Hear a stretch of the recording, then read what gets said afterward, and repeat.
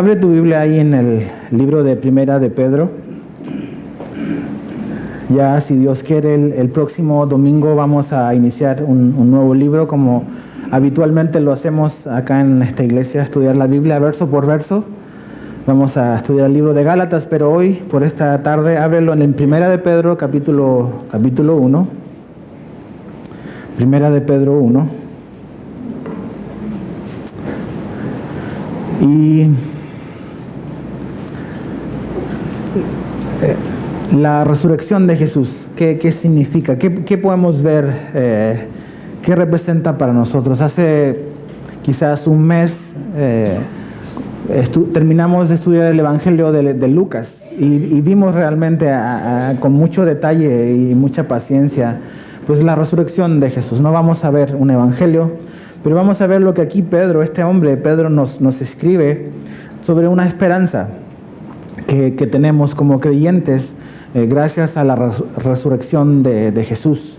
Yo creo que todos tenemos en mayor o menor grado esperanza en algo. Realmente sería muy triste que viviésemos sin una esperanza. Todos en mayor o menor grado tenemos esperanza en algo o en alguien, en alguna cosa, y eso es realmente importante para nosotros. Ahora, ¿cómo poder definir o cómo podríamos definir qué es una esperanza? El diccionario, busca los diccionarios y cada diccionario te da una definición pues diferente, a lo mejor en la misma línea, pero tiene ciertos matices. Por ejemplo, un diccionario pone la palabra esperanza, la define como querer que algo suceda y pensar que podría suceder. Otra definición es desear con expectativas de obtener algo. Otra es esperar con confianza. Esas podrían ser algunas definiciones de esperanza, de la esperanza que todos tenemos en algo y que tenemos esa profunda convicción en el fondo de nuestro corazón que eso puede llegar a ocurrir algún día, en algún momento. Ahora quiero leerte lo que escribió C.S. Lewis, el autor de las Crónicas de Narnia. Te recomiendo sus libros. De hecho, sería bueno que fueras más allá de las Crónicas de Narnia y pudieses leer los libros que él escribe. Y él dice lo siguiente, dice: de ese intento, dice, sin esperanza, ha llegado casi todo lo que llamamos historia humana. El dinero, la pobreza, la ambición, la guerra, la prostitución, las clases sociales, los imperios, la esclavitud, la espantosa y larga historia del hombre tratando de encontrar algo que no sea Dios que lo haga feliz. Y habla de esa esperanza, o sea, sin esperanza, de la búsqueda del hombre, de tratar de buscar en un montón de cosas, poniendo su esperanza en un montón de lugares diferentes para tratar de llenar ese vacío que finalmente Dios quiere y puede llenar y puede satisfacer. Finalmente, el día en que el hombre y la mujer desobedecieron y pecaron en el Edén, ese día el hombre le dijo a Dios que quería vivir de una manera independiente a él, que él quería tomar sus propias decisiones. Y esa fue la tragedia de la humanidad, el día en que decidimos vivir a espaldas de nuestro Creador. Pero es algo que Jesús vino a resolver, vino a cambiar, y lo que celebramos este viernes de crucifixión es precisamente eso, es el momento en la historia, el día más importante donde Jesús, el Hijo de Dios, se ofreció a sí mismo y murió por nuestros pecados para reconciliarnos con Dios a través de su vida y de su muerte ahí en aquella cruz. Pero aquí Pedro le escribe a estos cristianos en estos lugares. De hecho, vamos a leer los primeros 2 versículos. Si estás ahí, acompáñame con la lectura. Dice: Pedro, apóstol de Jesucristo, dice, a los expatriados de la dispersión en el Ponto, Galacia, Capadocia, Asia y Bitinia, diferentes lugares, ¿no? Es zona de Turquía actualmente. Dice: elegidos según la presciencia de Dios Padre, en santificación del Espíritu, para obedecer y ser rociados con la sangre de Jesucristo, gracia y paz os sean multiplicadas. Vamos a leer hasta el 5, dice: bendito el Dios y Padre de nuestro Señor Jesucristo, que según su grande misericordia nos hizo renacer para una esperanza viva, por la resurrección de Jesucristo de los muertos, para una herencia incorruptible, incontaminada e inmarcesible, reservada en los cielos para vosotros, que sois guardados por el poder de Dios mediante la fe, para alcanzar la salvación que está preparada para ser manifestada en el tiempo postrero. Pedro, el autor de este libro, escribe este libro ya siendo un hombre anciano, ya un hombre mayor. Han pasado varias décadas realmente desde que Jesús ascendió y Jesús resucitó. Y les está escribiendo a estos cristianos que están en diferentes partes del área de Turquía. Esta carta es tan importante porque en un par de meses, tomando como referencia la época donde se escribió este libro, alrededor del 54 después de Cristo, a un par de meses realmente se iba a formar e iba a comenzar una severa persecución a los cristianos. Y el hombre que iba a estar a la cabeza de esa persecución era el emperador romano Nerón. Nerón empezó a perseguir o iba a empezar a perseguir a los cristianos para en cierta manera defender y justificar las barbaridades que él había cometido y culpando a los cristianos. Y muchos iban a morir realmente. Entonces el Espíritu Santo inspira a Pedro y usa a Pedro para escribir esta carta a personas que necesitan ser animadas, a personas que necesitan ser fortalecidas, a personas que necesitan realmente su fe estar firme porque van a venir días y tiempos difíciles para ellos. Y es con ese propósito que Pedro, este hombre que fue discípulo, que fue uno de los apóstoles y que era uno de los apóstoles, escribe con esta intención de animar a estos creyentes. Y fíjate en el verso 3, Pedro ahí comienza alabando a Dios. Dice, bendito el Dios y Padre de nuestro Señor Jesucristo. Es como una doxología, es una alabanza a Dios, es adorar a Dios. Y él dice que lo bendice, está diciendo a Dios debemos de adorarlo, Él es adorable, nuestro Dios. Y es importante entender quién es el que está hablando de esta adoración a Dios y que Él es bendito. Es Pedro, ¿ves? Pedro es un hombre con el cual nos podemos identificar y es un hombre que queremos, está cercano yo creo que a nuestro corazón, porque es un hombre, valga la redundancia, bastante humano, en el sentido de que Pedro lo ves en los evangelios y ves su historia con Jesús, y ves a un hombre que sí fue muy atrevido y hizo cosas que quizás el normal de los apóstoles no hizo, pero también fue un hombre que cometió muchos errores. Ves en algunos momentos Pedro como que diciendo cosas sobresalientes, inspiradas y reveladas por Dios mismo, y al par de minutos o al momento después está diciendo una tontera enorme. Y vemos cómo Jesús estaba tratando con Pedro y transformándolo en ese hombre que Jesús quería que Pedro fuese. Y ves realmente su vida como eso, como un reflejo de una piedra en bruto, y cómo Jesús va puliendo su vida, puliendo su carácter para transformarlo finalmente en un hombre que iba a ser usado por Dios para la causa del Evangelio. Y él escribe de esto y él habla de que Dios es bendito y que podemos adorar a Dios. ¿Por qué? Porque finalmente Pedro fue un hombre que conoció el perdón de Dios. Fue un hombre que conoció la misericordia de Dios en su propia vida. ¿Ves? Muchas veces tenemos como cristianos, manejamos y como que nos hacemos cristianos y como que nos ponemos el chip y tenemos a veces un vocabulario. A veces somos conocidos por hablar de cierta manera a los cristianos. Que amén, que aleluya, que gloria a Dios y todo el rollo. Y no estoy diciendo que eso está mal, ¿ves? Pero muchas veces es simplemente un vocabulario y no entendemos si realmente las verdades bíblicas, las verdades de Dios no las hemos asimilado a nuestro corazón profundamente. ¿Qué es lo que nos lleva a realmente a entender y a que le tomemos el peso a las palabras que a veces decimos? ¿Sabes qué es? Los fracasos. Pedro fracasó grandemente y tremendamente. Y él no podía haber entendido el amor de Dios a menos que él hubiese fallado tremendamente a Dios, ¿ves? Pedro habla de esto, de que bendito el Dios y Padre. ¿Por qué? Porque finalmente Pedro fue perdonado grandemente. Fue Jesús el que dijo, al que mucho se le perdona, mucho ¿qué? Mucho ama. ¿Ves? Al que mucho se le perdona, mucho ama, dice Jesús. Y a Pedro, Jesús y Dios le perdonó grandes cosas. ¿Ves? Y ese perdón y ese amor de Jesús para con Pedro hizo que Pedro respondiera con gran amor también, ¿ves? Con gran amor. El gran perdón siempre nos conduce a un gran amor. El reconocer nuestra condición, pero ese es el problema muchas veces en nosotros, a lo mejor en tu vida. Es que realmente estamos inconscientes de cuál es nuestra verdadera condición. Nos vemos a nosotros mismos y nos vemos como personas que hemos logrado varias cosas y podemos ser exitosos en esto y como que tenemos un concepto errado de quiénes somos. ¿Cuál es el veredicto de Dios de nosotros? ¿Qué es lo que Dios opina de nuestra condición? ¿Ves? Si yo no comprendo cuál es mi condición delante de Dios, cuál es el veredicto de Dios, yo nunca voy a realmente apreciar el amor de Dios.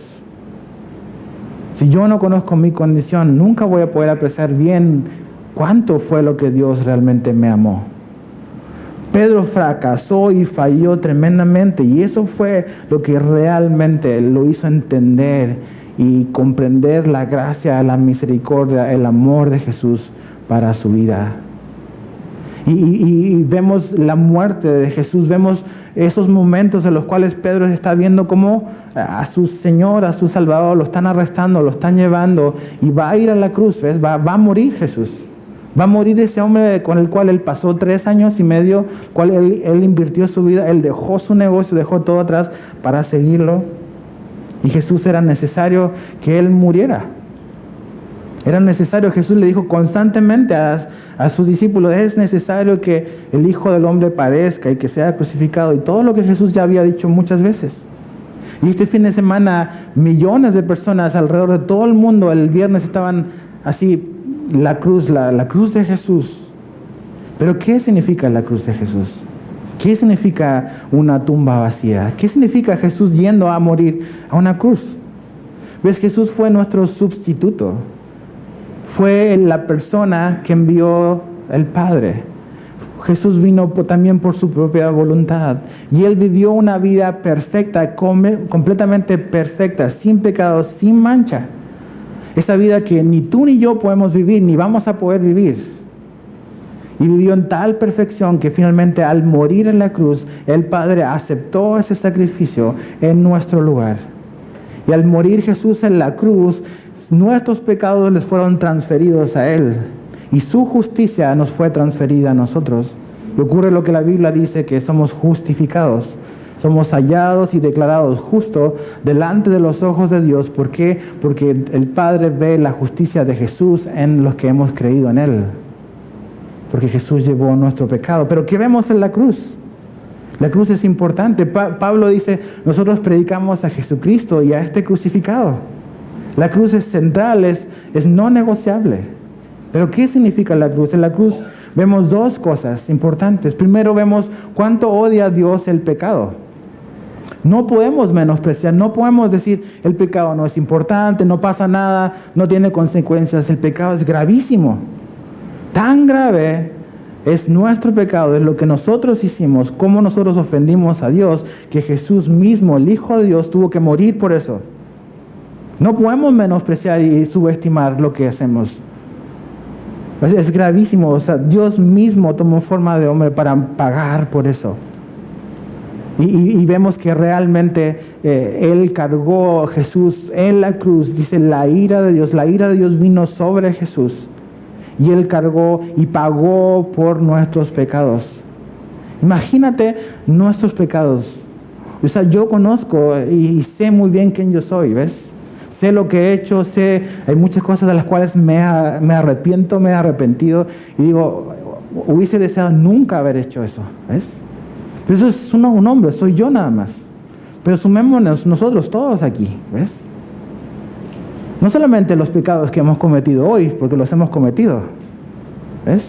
Sino los de ayer, los de toda esta ciudad, los de todo este país, los de todo el mundo, por toda la humanidad.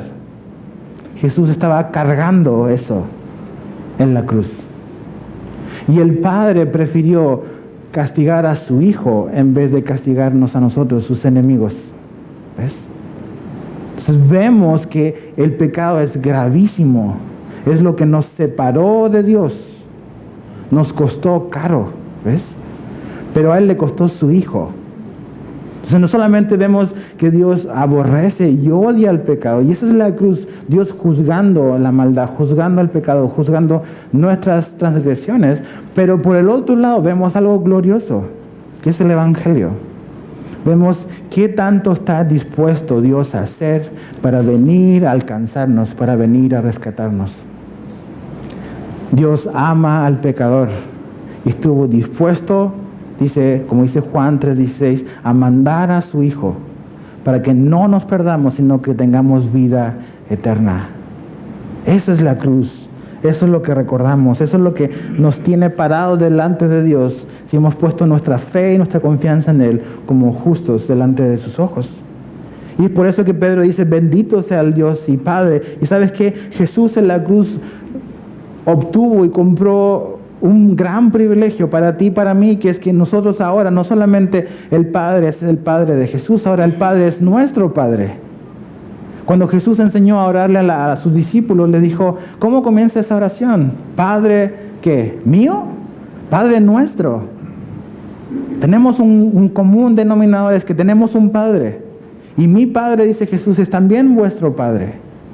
Y ese derecho y ese privilegio lo ganó Jesús por nosotros, ¿ves? Nosotros no aportamos nada a la ecuación. Él lo ganó al ser obediente, al ser fiel hasta el final y morir y darnos ese privilegio de que nosotros también podamos decir Padre. Pues muchas veces esa oración, el Padre Nuestro, mucha gente lo dice mecánicamente, pero no tenemos idea, es simplemente decir Padre. O sea, no es un extraño, no es un tío, no es alguien lejano, tampoco es mi cuate, es mi Padre. Es mi Padre, dice Padre Nuestro. No vayas ahí, pero en Juan 20:17, cuando Jesús resucita y viene María y lo quiere tocar, Jesús le dice, no, todavía no me toques, todavía no he subido. Y Él dice lo siguiente, subo a mi Padre, y dice, y a vuestro Padre. O sea, ya no es solamente mi Padre, ahora a través de todo esto es también vuestro, es nuestro. Yo no sé qué tipo de relación tú hayas tenido con tu papá. A lo mejor tu papá modeló un buen rol de papá, a lo mejor no, ¿ves? Pero este es el rol, o sea, aquí tenemos un verdadero Padre, que realmente eso es lo que quiere ser para nosotros. Un Padre amoroso que nos cuida, que está ahí con sus hijos. Un Padre presente, no un Padre ausente, un Padre presente. En Juan 16:27, Jesús le dice a sus discípulos lo siguiente, el Padre mismo os ama, porque vosotros me habéis amado y habéis creído que yo salí de Dios. Dice que el Padre mismo nos ama. Siempre hablamos del amor de Jesús, ¿verdad? No, que Jesús nos ama, pero a veces como que no nos recordamos o no pensamos en que el Padre también nos ama. El Padre nos ama, ¿ves? No es que está desentendido y que lo que Jesús vino a hacer fue entre Jesús y nosotros. Finalmente Juan 3:16 dice que Dios envió a su Hijo, ¿ves? Es una iniciativa del Padre también. El Padre está involucrado en nuestra salvación. Y dice que realmente Él nos ama. ¿Nos ama por qué? Porque también nosotros ahora hemos amado a su Hijo. Entonces, Pedro dice, por eso adoramos a Dios. Porque realmente Él es bueno, es nuestro Padre. Y fíjate el verso 13, dice, según su grande misericordia que nos hizo renacer. Pedro dice, déjame decirte algo de Dios. Algo que a lo mejor sabía en mi mente, pero no había experimentado hasta que fracasé. Dios es un Dios de misericordia. Dice, según su grande misericordia. No dice según su misericordia, sino de su grande misericordia. Grande. Cuando explicamos y tratamos de entender estas verdades espirituales, decimos, gracia es recibir lo que no merecemos. Dios nos da buenas cosas, nos da la salvación, nos da todo lo que proviene de Él. O sea, dice que Él es autor de toda buena dádiva, proviene de Él. Esas cosas Dios te las da porque te las da por su gracia, ¿ves? Ahora, misericordia es como que un poco al revés, porque misericordia es no recibir lo que sí merecíamos. ¿Qué es lo que merecíamos? Estábamos enemistados con Dios. En el huerto el hombre decidió vivir a espaldas de Dios. Y Dios le dijo, el día en que comas de ese árbol, ese día vas a morir, le dijo al hombre. El hombre no murió enseguida físicamente, con los años murió físicamente, pero ese día el hombre murió espiritualmente. ¿Ves? Y la Biblia habla finalmente de un constante rechazo a Dios termina y puede llevarme a vivir separado por la eternidad, en condenación. Pero Dios, por su gran misericordia, no nos dejó abandonados en nuestra condición. No nos dio lo que merecíamos, sino que nos dio lo que no merecíamos. Pero aquí Pedro dice, Él es grande en misericordia. El Salmo 36:5 dice, tu misericordia, oh Señor, se extiende hasta los cielos, tu fidelidad hasta el firmamento. O sea, Dios no es que tiene tantita misericordia, es que es grande en misericordia. Dice la Biblia que Él es tardo para la ira. Es muy paciente. Otro salmo, el Salmo 103, 11 y 12, dice, porque como están de altos los cielos sobre la tierra, así de grande es su misericordia para los que le temen. Como está de lejos del oriente, del occidente, así alejó de nosotros nuestras transgresiones. La misericordia de Dios actuó en nuestro favor en alejar nuestras transgresiones de nosotros, nuestros pecados. Transgredir una ley, transgredir la ley de Dios. Tú dices, no, yo soy una buena persona, yo no he hecho nada malo. A lo mejor civilmente, probablemente. Pero ante Dios, las leyes de Dios sí las has traspasado. ¿Ves? Todos hemos traspasado sus leyes. Todos nos hemos descarriado. Dice Pablo en Romanos, no hay un solo justo, ni siquiera uno. Entonces, finalmente, él podría haber dicho, pues, dejamos a la humanidad así y que finalmente, pues, venga la consecuencia. Me desentiendo. Pero él no hizo eso. No se desentendió de nosotros, sino que envió a su Hijo. ¿Por qué? Porque Él es grande en misericordia. Grande en misericordia. ¿Y cómo se manifestó su misericordia? Fíjate lo que dice ahí. Nos hizo renacer. El nuevo nacimiento es un acto de misericordia de Dios para con nosotros. Nacer de nuevo. Y me gusta porque aquí Pedro no dice los hizo renacer, sino que dice nos, o sea, se incluye. ¿Por qué? Porque Pedro necesitaba un nuevo nacimiento, ¿ves? Pedro necesitaba renacer también. Él tenía una experiencia personal con Jesús. ¿Ves a Pedro que está desde el inicio con Jesús, caminó con Jesús, vio los milagros de Jesús, vio cómo Jesús levantaba muertos, cómo alimentaba multitudes, cómo trabajaba y atendía multitudes, cómo trabajaba uno a uno? Todo eso lo vio Pedro. Oh, pero siempre nos acordamos de Pedro, ¿por qué? Porque negó a Jesús, ¿ves? Pedro negó a Jesús. No una vez, 3 veces. 3 veces. Entonces Jesús le dijo a Pedro, ¿sabes qué? Satanás vino y pidió zarandearos. Así como se zarandea el trigo para quitar lo que es de lo que no es. Y ¿cuál fue el último momento de Pedro así como que cercano a Jesús? Cuando Pedro estaba negando a Jesús. Dice uno de los evangelios que cuando él estaba negando a Jesús por la última vez, incluso dice que Pedro maldijo. En ese momento Jesús lo miró a los ojos y cruzaron mirada. Imagínate cómo estaba Pedro. O sea, tu último momento con Jesús es, estoy negando que lo conozco. Y lo que él está diciendo al maldecir, está diciendo, si yo lo conozco realmente, que caiga una maldición sobre mi vida. Eso es lo que estaba Pedro diciendo. Y Jesús estaba muriendo, no para maldecirlo, para bendecirlo. Pero él dice, no, yo no lo conozco. Y si lo conozco, que caiga una maldición sobre mí. Por eso nos identificamos con Pedro, ¿ves? Muy humano, muy transparente, muy espontáneo. Y estaba siendo zarandeado en ese momento Pedro, ¿ves? Zarandeado, sacudido. Pero ¿sabes qué? ¿En quién tenía esperanza Pedro? Pedro tenía esperanza en Pedro, en él mismo. El problema con Pedro es que tenía algo que muy popular hoy en día? Autoconfianza. Cuando Jesús le dice, ¿sabes qué? Van a herir al pastor y ustedes van a ser dispersos y se van a escandalizar. ¿Qué es lo que dice Pedro? Aunque todos se escandalicen, yo no.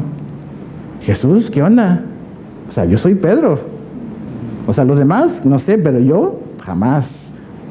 Dice, yo estoy dispuesto a ir a la cárcel por ti. Yo estoy dispuesto a morir por ti. Yo soy mejor que los demás. Los demás tendrán su problema, pero yo no hago eso, ¿ves? ¿A quién se parece? No, yo jamás haría algo como eso. ¿Y qué estamos haciendo? Estamos poniendo nuestra confianza en nosotros mismos, ¿ves? En mi capacidad de hacer algo. En mi capacidad de poder cambiar una situación. En mi capacidad de aguantar el chaparrón. Eso es lo que está haciendo Pedro. Viene un tiempo difícil, pero o sea, le está diciendo a Jesús, tú puedes confiar en mí. Y a veces eso le decimos, no, Jesús, yo sí soy confiable. No somos confiables, ¿ves? Pero Jesús sabía eso de Pedro y no lo dejaba de amar por eso, ¿ves? Lo que Pedro desconocía era su propia vida, ¿ves? Él se desconocía y no se conocía a sí mismo. Lo que Jesús ya le había dicho. ¿Y qué es lo que ocurrió? Pedro fracasó y tropezó y falló tremendamente, ¿ves? Y fue en ese momento cuando realmente, después de un gran fracaso, que él puede ahora sí entender cuál es la gran misericordia de Dios. ¿Y sabes qué? Dios permite y usa los fracasos en tu vida para eso. No para destruirte, sino para mostrarnos realmente quiénes somos. Y que realmente nuestra confianza no debe estar puesta en nosotros, en tu capacidad de resolver los asuntos, en tu capacidad de cambiar. ¿Ves? Pedro era muy sincero al decir, no, yo estoy dispuesto a morir. Él realmente sentía lo que estaba diciendo, pero realmente desconocía su propia condición. Vino la prueba, vino la dificultad, falló, tropezó y lloró amargamente. Y fueron los peores 3 días en la vida de Pedro, seguramente esos 3 días. Pero ¿sabes qué? Lo que Pedro necesitaba era un nuevo nacimiento, una nueva oportunidad. Y por eso él dice que por su misericordia nos hizo renacer, a mí incluido Pedro, también me hizo renacer. Yo necesitaba renacer, yo no podía seguir viviendo como el Pedro antiguo, ¿ves? Necesitamos una nueva vida, ¿ves? Jesús no vino a morir y a resucitar para hacer mejor tu vida de la que tienes ahora. Jesús vino a morir y a resucitar para darte una nueva vida. Esta vida, lo que somos ahora, debe ser redimido, debe ser roto y hecho de nuevo, ¿ves? Y a veces necesitamos eso, ser como que quebrantados, ¿ves? ¿Y qué es lo que nos lleva al quebranto? Los fracasos. Es un buen lugar estar ahí. ¿Sabes por qué? Porque dice que Dios está cercano a los quebrantados de corazón. Es el orgullo el que nos desconecta de Dios. Cuando no, si yo soy capaz, yo sí puedo, yo soy el mero bueno. Así pensaba Pedro. Entonces cuando dice es la misericordia de Dios que nos hizo renacer, y habla de este nuevo nacimiento, de un nacimiento espiritual que es necesario que ocurra en cada persona si queremos conocer a Dios. Mira, vamos a Juan 3. Quizás la porción de los versos más famosos que hay en la Biblia. Juan 3.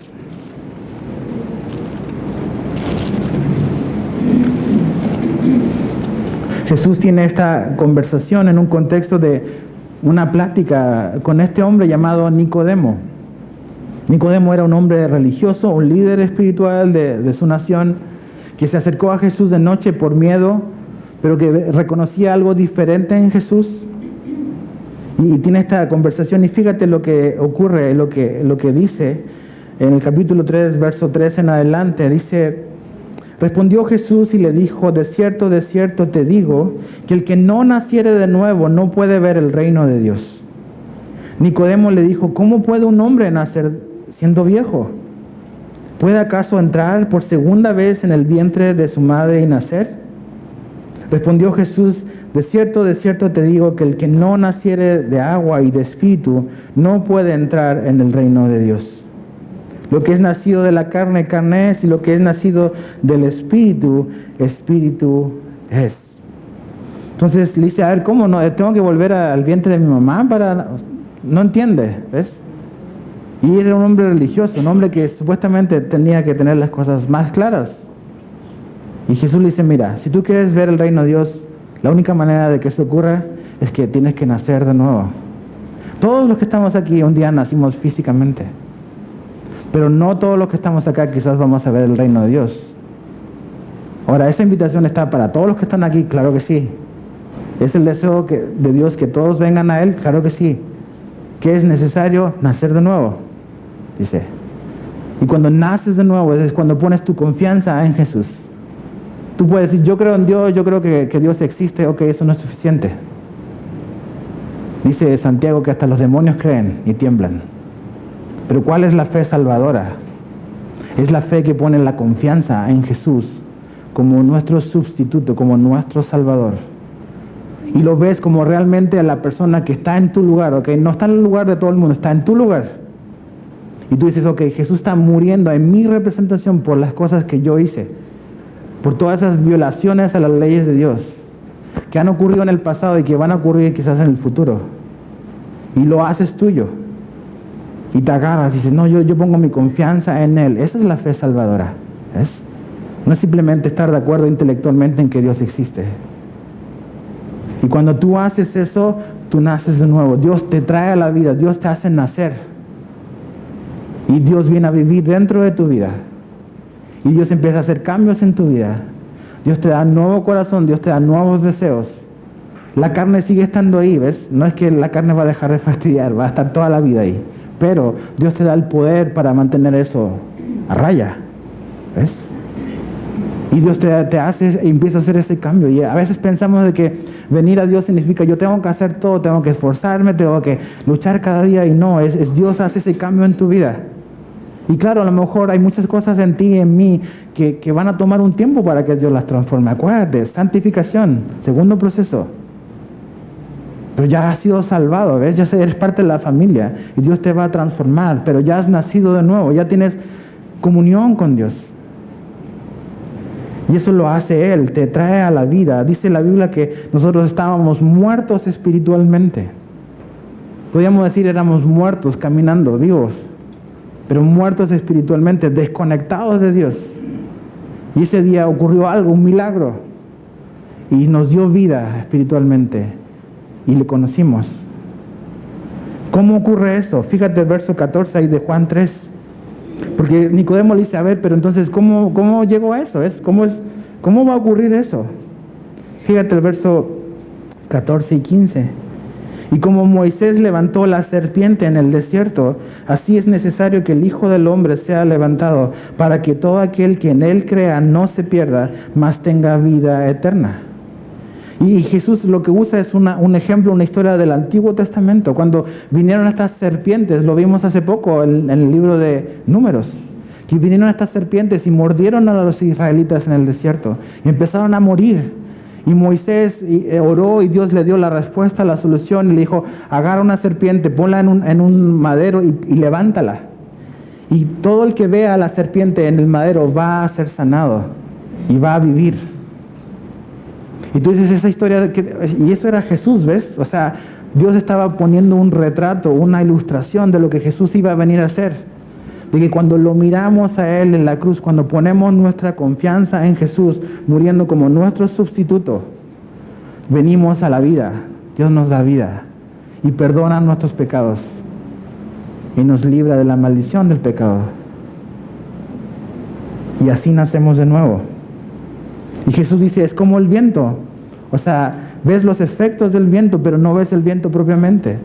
No vemos al Espíritu Santo actuando así en nosotros. Vemos los resultados del Espíritu Santo actuando en nuestra vida, como el viento. Hay muchas cosas del viento que desconocemos, pero vemos sus efectos. Y hay muchas cosas de la salvación o del nuevo nacimiento que no logramos comprender completamente, pero sí vemos cómo Dios va cambiando la vida de las personas. Acuérdate de tu vida como era antes sin Jesús. Ve todo lo que Él ha hecho por ti y en ti. Dices, me falta mucho, exactamente, a todos nos falta mucho probablemente. Pero tu vida, si realmente naciste de nuevo, tu vida debe y va a ser muy diferente a lo que vivías antes. ¿Por qué? Porque Dios mismo está trabajando en ti. Entonces Pedro dice, su misericordia nos hizo renacer. Hay mucha gente que viene a Cancún, aquí la mayoría creo que somos de fuera.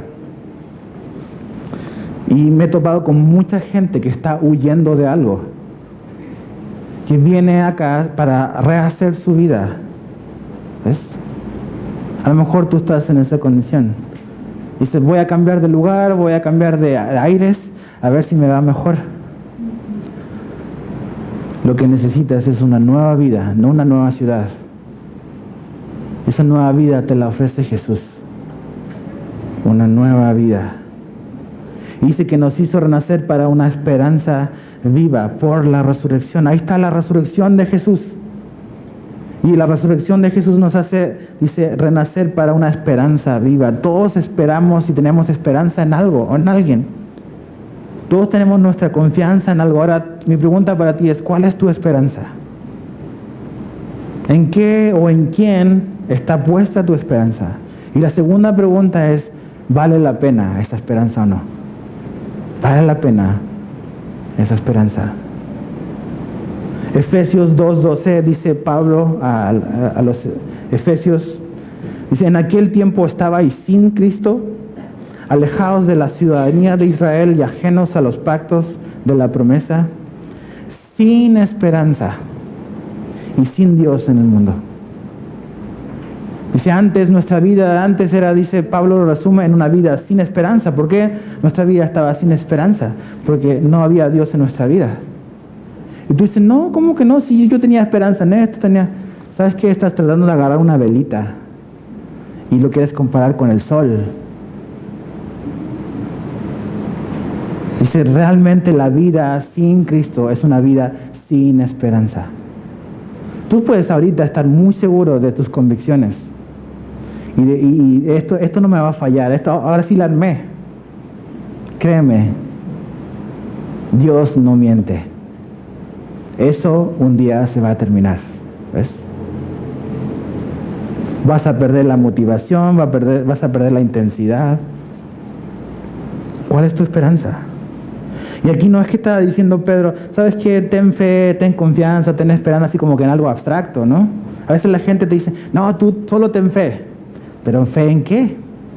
¿O en quién? ¿O échale ganas? Híjole, por echarle ganas estoy donde estoy. ¿Fe en qué? ¿Confianza en qué? ¿En algo abstracto? ¿En mí mismo? Pues ya vemos que Pedro dice, no te sirve confiar en ti mismo. Mira dónde terminé lo que hice. Una esperanza viva es realmente una esperanza que Dios nos ofrece, que va más allá de la muerte. Más allá de la muerte. Toda esperanza terrenal tiene fecha de caducidad. Toda esperanza terrenal tiene fecha de caducidad. Eso algún día se va a terminar. ¿Y qué va a pasar si estás agarrado de eso y dices, de aquí no me suelto? Eso va a terminar. Pero por la resurrección, dice, a través de la resurrección, Dios nos ha ofrecido una esperanza viva. Viva. Muchos vieron a Jesús resucitar. Muchas vidas fueron cambiadas por la vida de Jesús. A 500 personas se le apareció, a los discípulos juntos, separados, a un hombre, a mujeres. Es innegable. Si tú juntaras a todos, serían horas, días en un tribunal tratando de emitir un veredicto. Hoy en día se emiten veredictos con menos testigos que los de la resurrección de Jesús. Es innegable su resurrección. Lo que pasa es que va más allá de lo que queremos aceptar. Pero hay testigos y Pedro es uno de ellos. Ahora, vamos a Mateo 12, así rápidamente. Porque es importante y qué es lo que necesitamos ver. En Mateo 12 Jesús habla de algo a lo cual le debemos de prestar atención. Mateo 12, verso 38 al 40. Fíjate lo que Jesús le dice a la gente que está ahí con él. Dice, entonces respondieron algunos de los escribas y de los fariseos diciendo, Maestro, deseamos ver de ti señal. O sea, es lo de siempre de ellos. Haz un milagro más. Si haces un milagro más, vamos a creer. Es como a veces nosotros le pedimos a Dios, si me respondes esto, ahora sí voy a confiar en ti. Fíjate, verso 39. Y él respondió y les dijo, la generación mala y adúltera demanda señal, pero la señal no les será dada, sino la señal del profeta Jonás. Todos nos acordamos de Jonás, ¿por qué? El hombre que estuvo en el vientre de la ballena, ¿no? Si vas a la iglesia de pequeñito, seguramente te la enseñaron en la escuela dominical. Fíjate el verso 40. Porque como estuvo Jonás en el vientre del gran pez 3 días y 3 noches, y ahí Jesús está validando la historia de Jonás, no es un mito, ¿ok? Jesús lo está usando como un ejemplo. Dice, porque como estuvo Jonás en el vientre del gran pez 3 días y 3 noches, así estará el Hijo del Hombre, está hablando de sí mismo, en el corazón de la tierra 3 días y 3 noches. Jesús está diciendo, esa es la señal que esta generación necesita ver. Jesús está diciendo, la señal con la cual yo les voy a comunicar quién soy es, voy a ser sepultado, voy a morir, pero voy a resucitar. Como Jonás estuvo 3 días y salió, y la ballena lo escupió, yo voy a estar 3 días muerto y voy a volver a la vida. Esa es la señal.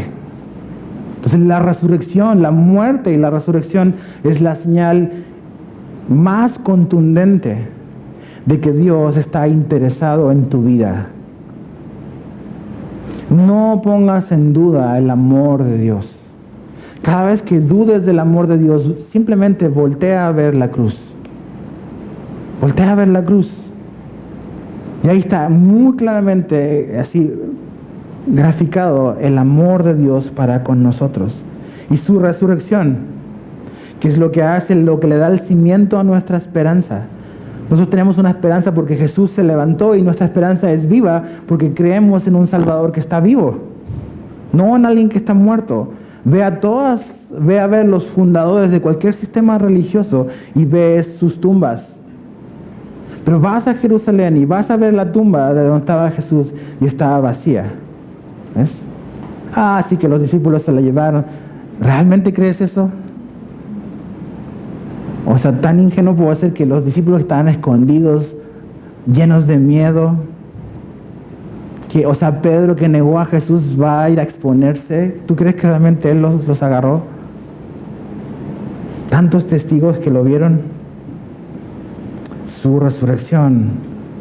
Ahora, ¿para qué nos resucitó? Fíjate el verso 4, volviendo a 1 Pedro 1. Para una herencia incorruptible, incontaminada, inmarcesible, reservada en los cielos para vosotros. Una herencia. O sea, su resurrección es el cimiento por lo cual esta herencia la tenemos segura. ¿Has recibido alguna herencia en tu vida? A lo mejor sí. A lo mejor has recibido una herencia. Estaba leyendo la historia de este famoso diseñador de modas, Oscar de la Renta. Él desheredó a su hijo.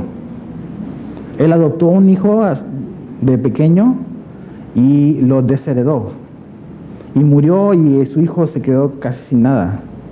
No sé, hay muchas razones por las cuales dicen que lo desheredó, pero un hijo adoptado, el hijo adoptado de Oscar de la Renta, su padre lo desheredó, no le dio la herencia. Gracias a Dios, Dios no es como Oscar de la Renta.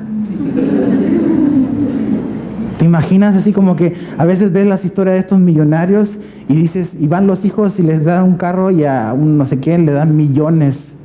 Estaba leyendo una mujer que le dejó como 80 millones a su perro. Dices, ¿cuál es el punto de comparación? Dios no es así, ¿ves? ¿Qué es lo que le da el cimiento a nuestra herencia? La resurrección de Jesús. ¿Y cuál es esa herencia? ¿Cómo es esa herencia? Dice, es incorruptible, quiere decir que es imperecedero, que es indestructible. Todo lo terrenal, todo lo que puedas tener en este mundo, un día se va a terminar. Se va a acabar. Mi casa que tanto me gusta, mi carro que tanto me gusta, todo eso se va a terminar. Eso es perecedero. Dice, lo que Él nos da es incorruptible, es indestructible. Después dice, incontaminado, quiere decir que es sin defecto. ¿Te ha pasado que a veces compras algo nuevo y dices, lo agarraste, pues está nuevo, y vas a tu casa y empiezas a voltearlo y tiene un golpe? Dices, no puede ser, está nuevo y ya tiene un golpe. Y ya como que dices, no, pues lo voy a cambiar, o ya como que pierde valor. Dice que lo que Dios nos da es sin defecto alguno.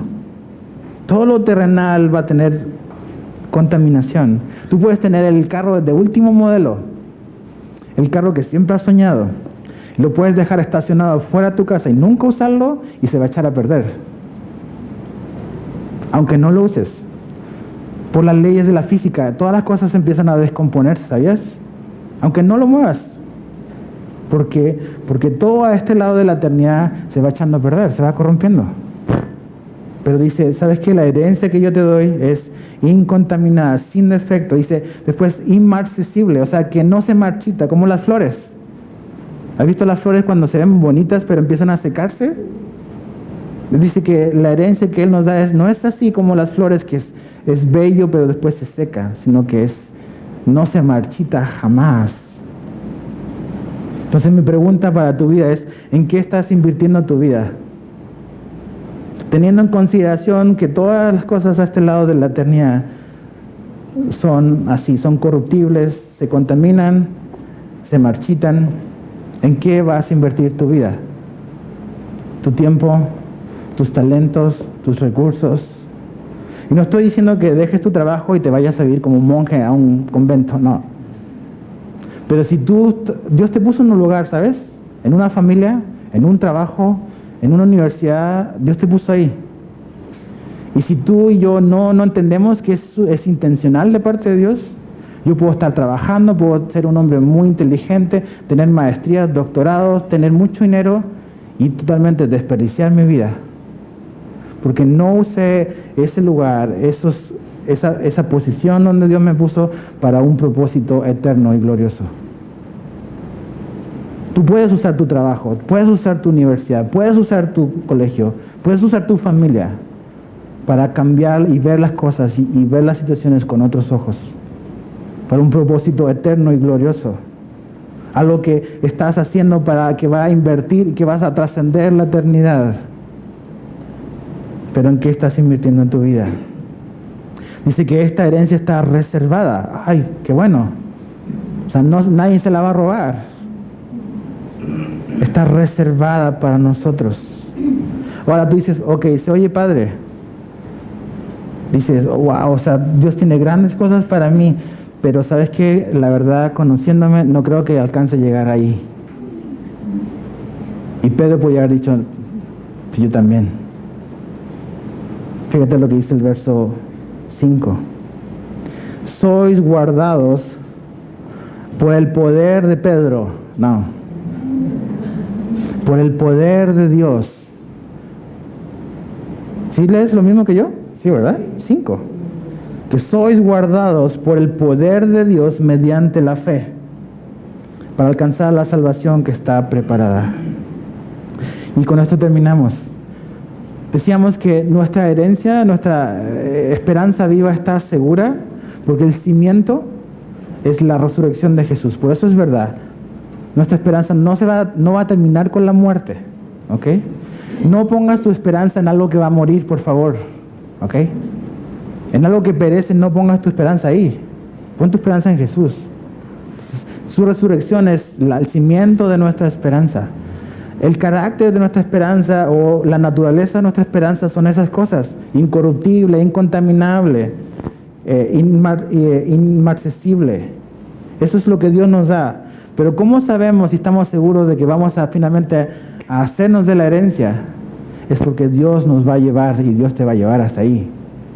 Dios te va a guardar. Sois guardados por el poder de Dios. Esa es la seguridad que nos da. Entonces imagínate, tienes una reservación para el mejor restaurante que hay en esta ciudad. No sé cuál será, pero el mejor restaurante así. O sea, nadie puede comer ahí porque hay mucha demanda. Y es tal día, a tal hora. Dices, ¿será que llego o no? Voy a perder mi reservación. No tengo cómo llegar, no tengo carros cómo llegar. O sea, vivo tan lejos que no sé, no sé calcular para llegarle. Entonces, ¿cuál es la manera de realmente asegurar que esa reservación la ocupes tú? Lo que Dios va a hacer es, te va a ir a buscar donde estás y te va a llevar para que esa reservación y eso finalmente sea tuyo. O sea, no es, aquí está, vele cómo le haces para llegar hasta acá. No. Es aquí está para ti, pero sabes que yo te voy a guardar y te voy a traer para que esto que te prometí sea tuyo. Así trabaja Dios, ¿ves? Dios no te llamó para dejarte abandonado a medio camino, ¿ok? No te llamó para eso, para abandonarte. Y cuando Él dice, somos guardados, es un término militar el que está usando aquí Pedro. Y quiere decir de que es como que Dios va a poner escoltas a tu alrededor para que finalmente protegerte y llevarte hasta ese punto donde finalmente Él te va a entregar todo lo que te quiere dar. No en esta vida, ¿ok? Es en la eternidad. Nuestra vida, nuestra mejor vida no es aquí, es la que viene. Todo lo aquí va a pasar, pero lo eterno, la eternidad va a durar para siempre. Y es ahí donde Él te quiere llevar, es ahí donde Él te quiere realmente dar esta herencia. Y sabes que Dios te va a dar la fuerza para perseverar. Tú dices, la vida cristiana es difícil, sí lo es. La vida cristiana pasamos por situaciones dolorosas, Somos traicionados, somos lastimados, vienen enfermedades que no esperábamos, perdemos a seres queridos, así es la vida. Esto no es el cielo todavía, nunca te olvides de eso, ¿ok? Pero Dios te va a llevar y te va a guardar. Él va a ser fiel a sus promesas. Un par de textos que después puedes leer. Judas 1:24. Y aquel que es poderoso para guardaros sin caída y presentaros sin mancha delante de su gloria con gran alegría. ¿Quién es el poderoso para guardarnos sin caída? Jesús. Filipenses 1:6. Estando persuadido de esto, que el que comenzó en vosotros la buena obra, la dejará abandonada. No, ¿verdad? La perfeccionará hasta el día de Jesucristo. Juan 10:27-30. Mis ovejas oyen mi voz y yo las conozco y me siguen. Y yo les doy vida eterna y no perecerán jamás. Ni nadie las arrebatará de mi mano. Mi Padre, quien me las dio, es mayor que todos. Y nadie las puede arrebatar de la mano de mi Padre. Y yo y el Padre uno somos. Está la mano de Dios, está la mano de Jesús, y dentro de esas dos manos está tu vida. ¿Qué más seguro puedes estar? Que Dios te va a llevar hasta donde Él te prometió. No lo que tú anhelas, no son tus sueños, ¿ok? Es la perfecta y buena voluntad del Padre. Esto que es inmejorable, que Él nos ha prometido. Dios te va a dar el poder para perseverar y continuar. Entonces, ¿cuál es tu esperanza? Te quiero leer otra vez lo que dijo C.S. Lewis. De ese intento sin esperanza ha llegado casi todo lo que llamamos historia humana. El dinero, la pobreza, la ambición, la guerra, la prostitución, las clases sociales, los imperios, la esclavitud, la espantosa y larga historia del hombre, tratando de encontrar algo que no sea Dios que lo haga feliz. ¿Qué vas a decidir? ¿Cuál es tu esperanza? Dios te da, Jesús te ofrece una esperanza que está viva y que te da vida. Y Él lo garantiza porque Él se levantó de los muertos. Señor, te damos gracias por este día que recordamos y que vemos y que cientos, millones de cristianos nos alegramos en que no servimos a un Dios que está muerto. Vemos, como le decías a Nicodemo, los efectos del Espíritu Santo, los efectos de Dios en la vida de cientos, de miles, de millones, de vidas transformadas. Gracias porque eres tú el que nos trae esta nueva vida. Y Señor, yo te pido por personas acá que no han experimentado eso aún, que a lo mejor tienen un conocimiento, tienen información de Dios, pero que no han nacido de nuevo, no han puesto su confianza en Jesús. Yo te pido que tú les salves y que les muestres su condición. Estamos separados de Dios. Pero que también les muestres la invitación que tú nos haces a venir a ti, a poner nuestra fe y nuestra confianza en ti. Esa es la esperanza del Evangelio, que no nos abandonas, sino que tenemos la posibilidad de a través de Jesús venir a Dios, reconociendo nuestros pecados, arrepintiéndonos de ellos y aceptando tu perdón. Entonces, Señor, tú haz renacer a los que necesitan renacer aquí. Y Señor, los que ya hemos renacido, continúa como lo has hecho hasta ahora, dándonos la fuerza para perseverar y para continuar, mirando y poniendo nuestros ojos en la eternidad, en esa esperanza que está viva y que tú ganaste para nosotros. Entonces, toca nuestros corazones, Señor, toca nuestras vidas, y te damos gracias y oramos en el nombre de Jesús. Amén.